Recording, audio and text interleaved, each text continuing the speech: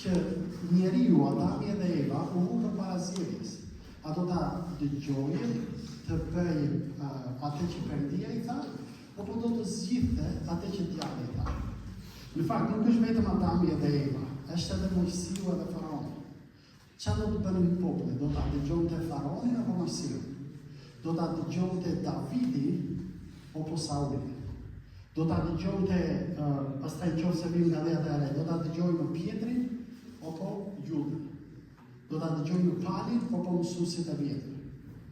Ose edhe sot, do ta dëgjojmë zërin e Perëndisë apo zëra të tjera që kemi në mesin tonë. Kështu që kjo është ajo që do të shohim sot. Tani, kur bëhet fjalë për këtë, kur Gjoni do na tregojë këto 3 shembuj të ndryshëm, Gjoni do këtë që të na pyesë ne që apo jeton të vërtetën e Ungjillit, apo po jeton diçka tjetër. Se është e mundur që në mendje të kemi diçka, edhe në realitet të bëjmë diçka tjetër. Do të kemi këtë dëshirën për ta bërë perëndishmërinë, edhe të gjitha këto zgjedhje që bëjmë çdo ditë, të jetë diçka tjetër që nuk na ndihmon për të rritur në perëndishmëri. Edhe tani dikush ka thënë kështu, që Ungjilli, lajmi i mirë i Perëndisë, nuk është vetëm diçka që e besojmë. Po Ungjilli, lajmi i mirë, duhet të jetë realiteti në të cilën e jetojmë veten, e jetojmë jetën çdo ditë.